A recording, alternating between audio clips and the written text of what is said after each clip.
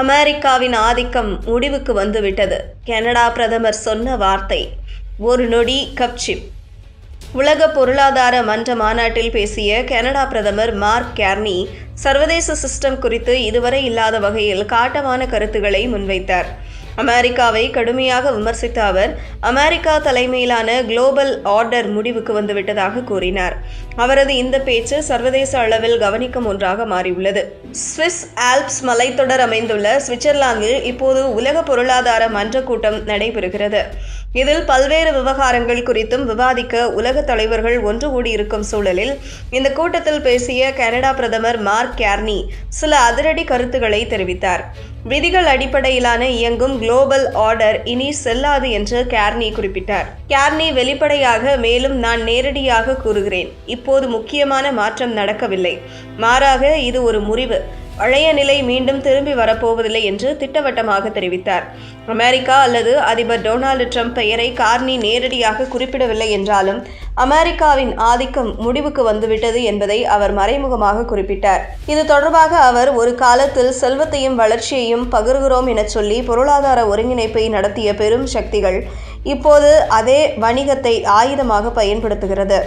சர்வதேச விதிகள் அடிப்படையிலான குளோபல் ஆர்டர் பொய்யானது என்று எங்களுக்கு தெரியும். தங்களுக்கு தேவையான நேரத்தில் இதுபோன்ற விதிகளில் இருந்து பெரும் சக்திகள் விலகிக் கொள்ளும். வர்த்தக விதிகள் பாரபட்சமாக இருப்பதாக பொய்யான கதைகளை சொல்லி குழப்பங்கள் நடக்கிறது.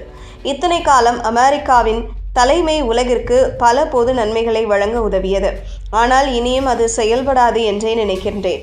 நிதி, சுகாதாரம், எரிசக்தி மற்றும் புவிசார் அரசியல் நெருக்கடிகள் பிற நாடுகளை சார்ந்து இருப்பதால் ஏற்படும் ஆபத்துகளை அம்பலப்படுத்தியுள்ளன. வரிகள், நிதி அமைப்புகள் மற்றும் விநியோக சங்கிலிகளை அழுத்தம் கொடுக்கும் கருவிகளாக சில பெரிய சக்திகள் பயன்படுத்துகின்றன. அவர்கள் பொருளாதார ஒருங்கிணைப்பை ஆயுதங்களாக பயன்படுத்த தொடங்கியுள்ளன. வரிகளை மிரட்டல் விடுக்கவும் நிதி கட்டமைப்பை கட்டாயப்படுத்தவும் பயன்படுத்த ஆரம்பித்துள்ளன என்றார். இதை மனதில் வைத்துக்கொண்டு கனடா தேவையான கொள்கை முடிவுகளை எடுக்கும் என்றும் கார்னி தெரிவித்தார். இது உள்நாட்டு திறனை வலுப்படுத்துவதுடன் எந்த ஒரு நாட்டையும் சார்ந்து இருப்பதை குறைக்கும் என்றும் கார்னி தெரிவித்தார். உலக வர்த்தக அமைப்பு மற்றும் ஐநா சபை போன்ற உலக அமைப்புகள் பலவீனமயமாக்கப்பட்டுள்ளதால் உலக நாடுகள் அதிக சுதந்திரமாக செயல்பட வேண்டிய கட்டாயத்தில் உள்ளதாகவும் அவர் தெரிவித்தார். தன்னை தானாக பார்த்து கொள்ள முடியாத நாடுகளுக்கு குறைவான ஆப்ஷன்கள் மட்டுமே இருப்பதாகவும் அவர் குறிப்பிட்டார். அவர் தனது உரையை முடிக்கும்போது கடந்த காலம் திரும்பி வரும் என்று நினைக்காதீர்கள், அந்த பழைய குளோபல் ஆர்டர் திரும்பி வரப்போவதில்லை, நாம் அதற்காக வருத்தப்படக்கூடாது, இந்த முறிவிலிருந்து நாம் சிறந்த வலிமையான ஒன்றை கட்டமைக்க முடியும் என்று பேசினார். அவரது இந்த பேச்சு சர்வதேச அளவில் பேசுபொருளாகியுள்ளது. அவர் எந்த ஒரு இடத்திலும் அமெரிக்கா அல்லது ட்ரம்பை நேரடியாக குற்றம் சாட்டவில்லை என்றாலும் அவர் என்ன சொல்ல வருகிறார் என்பது அனைவருக்கும் புரிந்தது. கார்னியின் இந்த பேச்சை தொடர்ந்தே காசா அமைதி குழுவில் சேர கனடாவுக்கு அனுப்பிய அழைப்பை அமெரிக்கா திரும்ப பெற்றது குறிப்பிடத்தக்கது.